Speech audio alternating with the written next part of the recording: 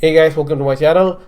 मेरा नाम आतिफ इकबाल है और आज हम वीडियो देखने वाले हैं रिजवान अहमद जी की वीडियो, जिन्होंने पेशावर अटैक पे वीडियो बनाई है।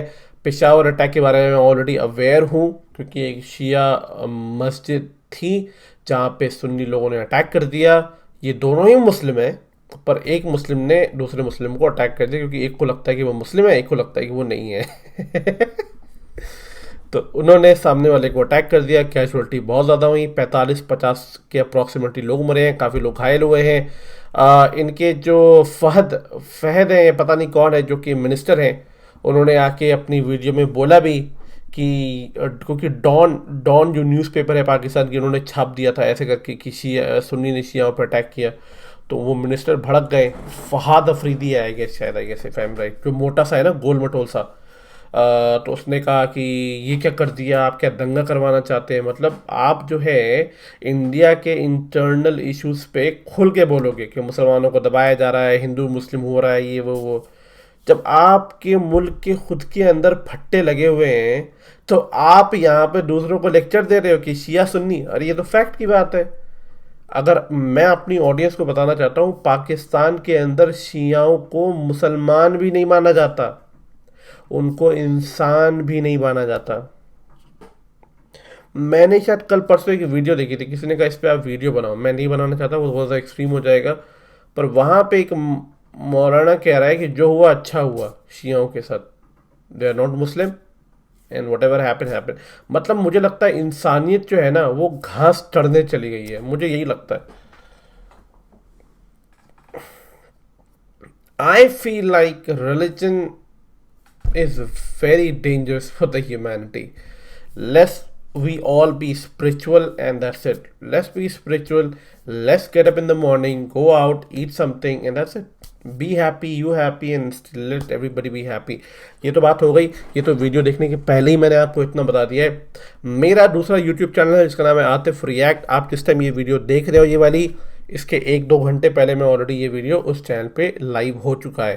तो अगर आप चाहते हो पहले जाके देखना, आप मेरे उस चैनल को सब्सक्राइब करो। उसका लिंक मेरे डिस्क्रिप्शन में, यानी तो आप चैनल सेक्शन में जाके मेरा चैनल सब्सक्राइब कर सकते हो। इसके पीछे रीज़न ये है कि मैं अपने रिएक्शन चैनल अलग बनाना चाहता हूँ।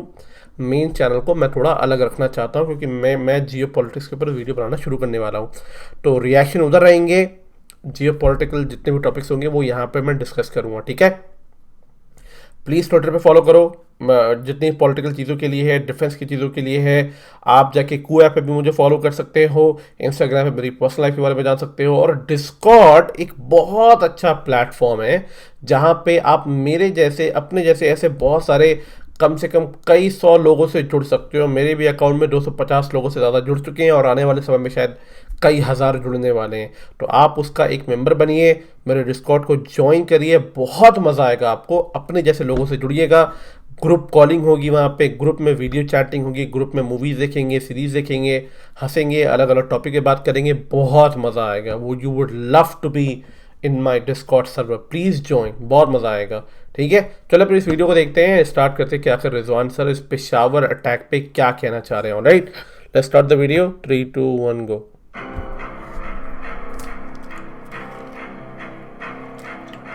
जैसे एक मैंने किताब पढ़ी थी, जूरिस्प्रूडेंस ऑफ जिहाद, उसमें एक अजीब बात कही गई थी कि अगर आपकी सुसाइड बॉम्बिंग होती है या आप किसी की बॉम्बिंग करते हैं, तो उसमें कोई अगर आदमी मरता है, तो अगर वो गुनहगार है तो वो दोजख जाएगा।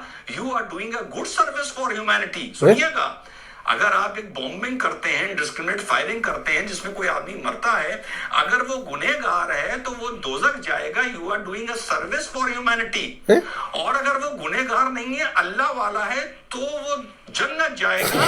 You are doing service to that person कि तुमने उसको मार के जन्नत भेज दिया। शुक्र है कि पार्टीशन हो गया, वरना तो पेशावर के हर ब्लास का जिम्मेदारी की पर्ची नागपुर पे फाड़ दी जाती। हेलो, नमस्कार, सत श्री अकाल, अस्सलाम वालेकुम। बाल बहुत दिखते हैं यार, बाल बहुत आज दिखते के हैं। वीडियो का नाम है पेशावरी जुमा। कोई सोल्यूशन दो ना यार। हमेशा की तरह बड़ी शर्म आती है, अफसोस होता है,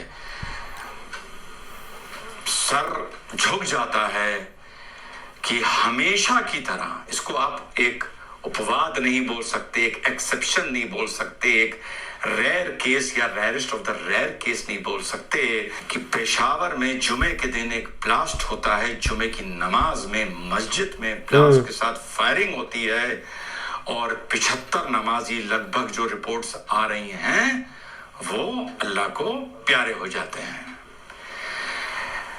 कई बार मैंने ये वीडियो बनाए हैं as a socio religious commentator.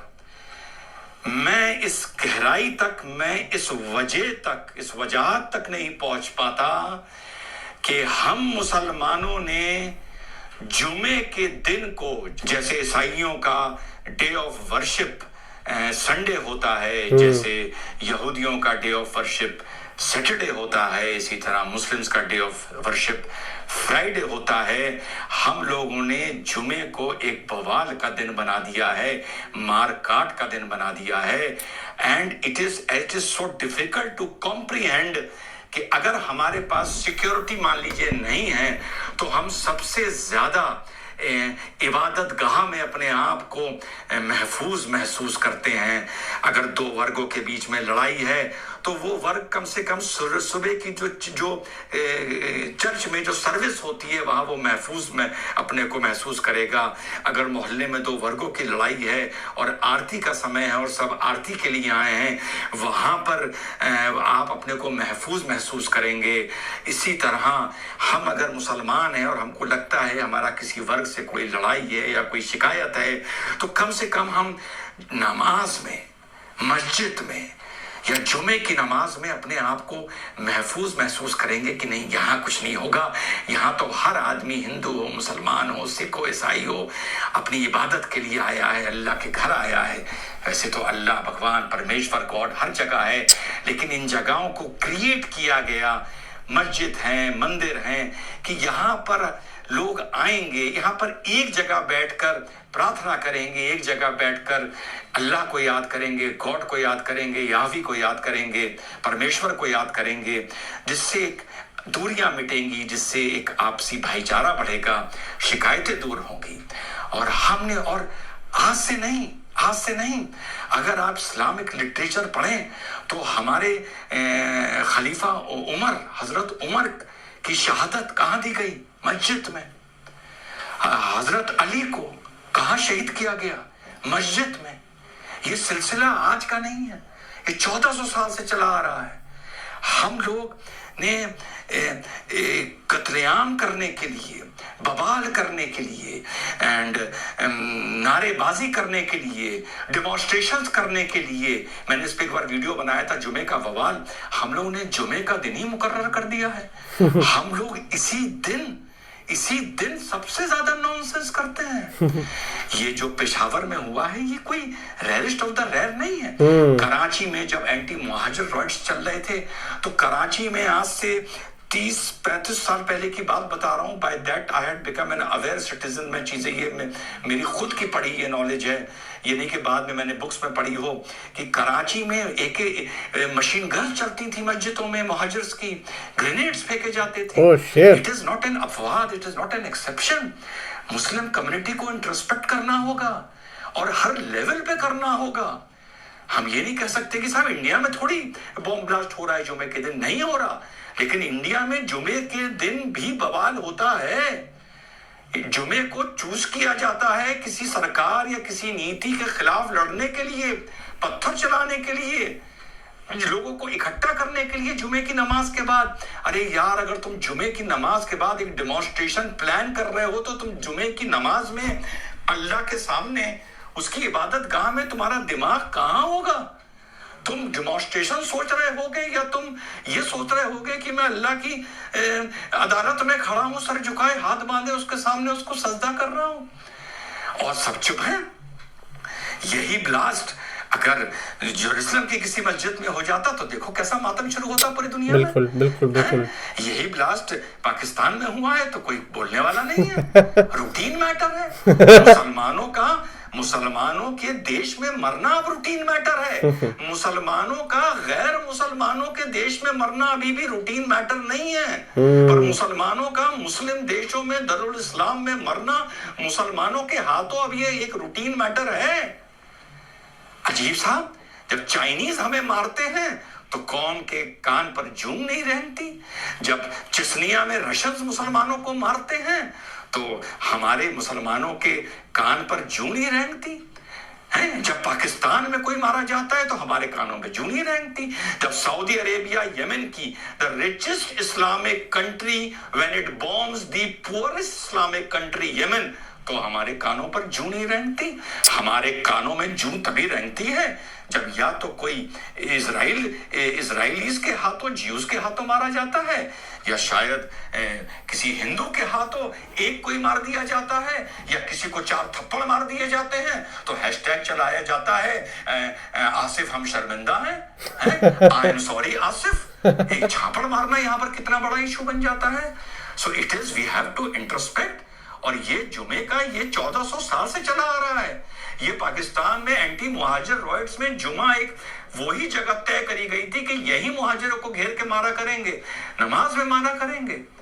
क्या इसके पीछे क्या कारण है?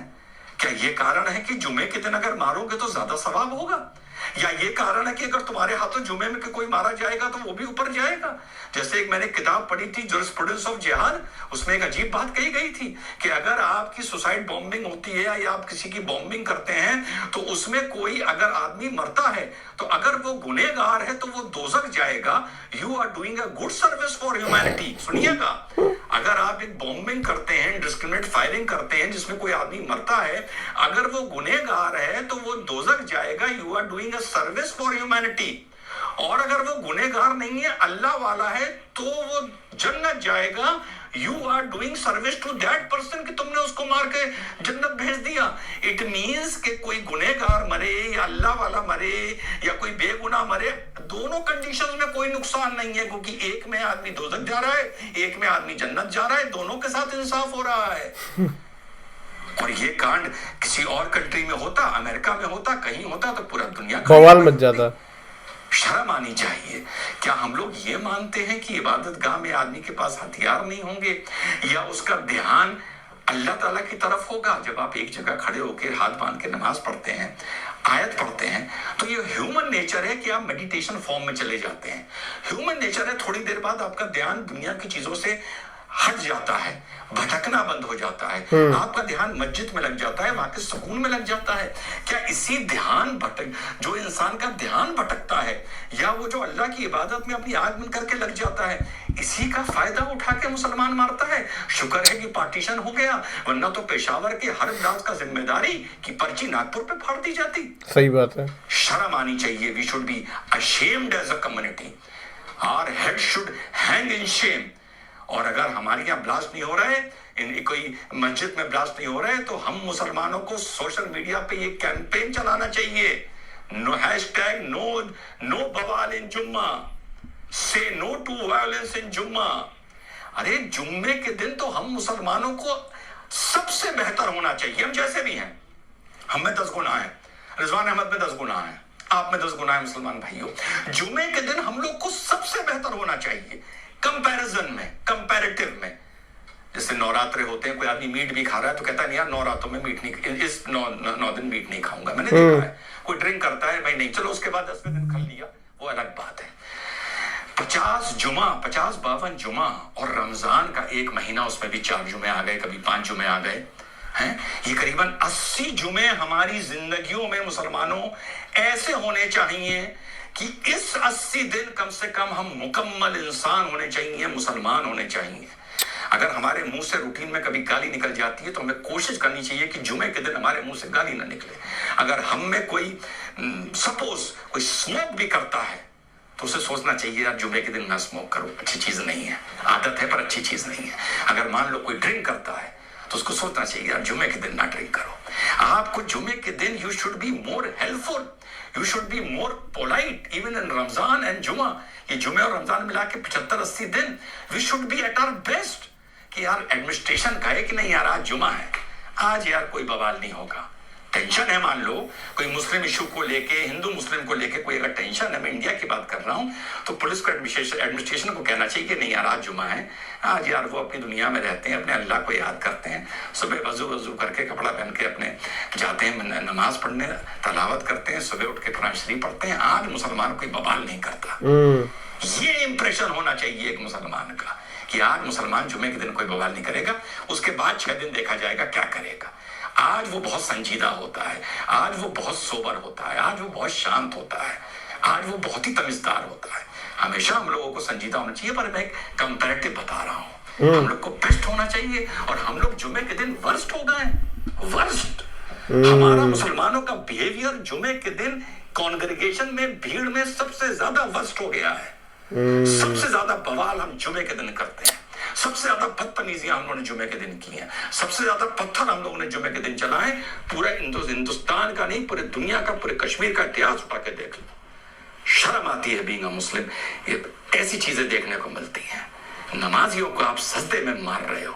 इसी तरह सजदे में हजरत उमर का कत्ल हुआ था, इसी तरह सजदे में जहरीले तीर से हजरत अली का कत्ल हुआ था। 1400 साल हो गए, पर हम लोग की फितरत नहीं बदली। शर्म आती है। Shame on us, not shame on you, shame on us, shame on us Muslims. We are in total responsible for what is happening. Alright, the video has been over. मैं यही कहना चाहता हूँ ओवरऑल वीडियो के बारे में कि मुझे लगा था कि थोड़ा जियो पॉलिटिकल एंगल कवर करेंगे रिजवान साहब, जो कि इन्होंने कवर नहीं करा। I think that is also one of the reason मैं थोड़ा रिजवान साहब की वीडियो कम देखता हूँ, क्योंकि रिजवान साहब जियो पॉलिटिकल इश्यूज़ को कवर नहीं करते हैं।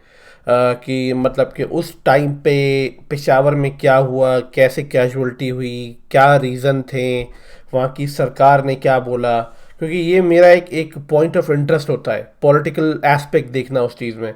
रिजवान साहब होता है कि वो थोड़ा सा अपना ओपिनियन देते हैं उसमें, religion and what he thinks about it, तो जो कि उनके हिसाब से सही है। पर मेरा थोड़ा ये था कि मैं थोड़ा जियो पॉलिटिकल एस्पेक्ट जानना मुझे ज़्यादा इंटरेस्ट शो करता है। Overall what he is saying मैं उनकी बात से डिनाई नहीं करता हूँ, बट मैं ये कह रहा हूँ कि ये इंसिडेंट पेशावर में हुआ था। पेशावर में इन्होंने ये भी नहीं बताया, शिया सुन्नी का भी नहीं बताया इन्होंने, जबकि ये इतना बड़ा फैक्टर था, जो कि मैंने आपको खुद बताया कि पेशावर में जो मस्जिद पे अटैक हुआ था वो एक्चुअली शिया मस्जिद थी। और सुन्नी लोग जो अपने आप को, जैसे होता है ना कि ब्राह्मण होता है फिर बाकी लोग होते हैं, तो ब्राह्मण को लगता है कि वो दे आर मोर सुपीरियर, तो उसी तरीके से सुन्नी को लगता है कि they are more superior than Shia, तो सुन्नी लोगों ने शियाओं पे अटैक कर दिया। तो ये एक बहुत बड़ा इम्पॉर्टेंट एक रीज़न था जो कि रिजवान सर ने कवर नहीं करा। आई एम श्योर कि अगर वो कवर करते तो थोड़ा वीडियो थोड़ा पॉइंट से ज़्यादा डाइवर्ट नहीं होता। तो सुन्नी लोगों ने शिया की मस्जिदों पर अटैक कर दिया। As I said to you earlier कि पाकिस्तान के अंदर शिया लोगों को ह्यूमन राइट्स नहीं दिया जाता है, उनको ब्रूटली मारा जाता है, दे आर ट्रीटेड इनह्यूमेनली।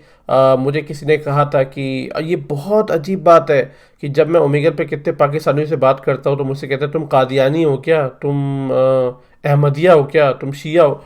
मतलब कि वो कादियानी, अहमदिया, शिया हज़ारा, ये कुछ ऐसे सेक्ट्स हैं, इनको पाकिस्तान में मुस्लिम ही नहीं मानते, ये जहाँ दिख जाएंगे मार देंगे।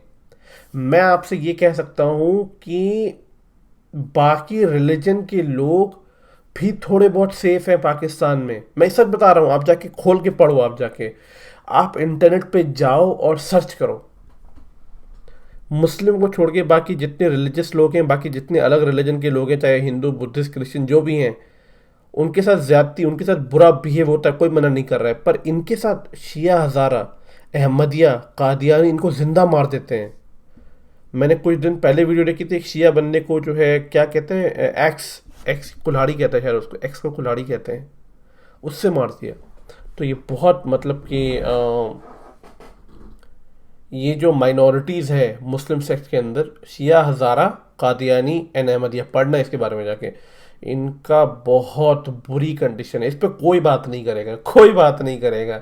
सारे पाकिस्तानी एक नंबर के दोगले हैं, वो कोई बात नहीं करेंगे। फारूक बात नहीं करेगा, फारिस बात नहीं करेगा, इसमें जो राना अयूब हैं जंबो रिएक्शन के, वो बात नहीं करेंगे, याकूब बात नहीं करेगा, कोई बात नहीं करेगा इन सारे टॉपिक्स पे। तो ये एक मेन फैक्टर है जो कि मैंने आपको बताया यहाँ पे।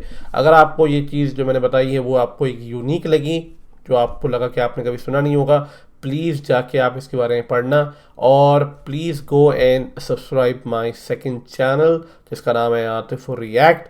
अगर मैंने कोई ऐसी बात बोली, I apologize, but this is who I am. मैं जो मेरे दिल में होता है वो मेरी ज़ुबान पे होती है। ठीक है, मैं आपसे मिलता हूँ नेक्स्ट वीडियो में, तब तक के लिए टेक केयर एंड अपना ध्यान रखें। जय हिंद।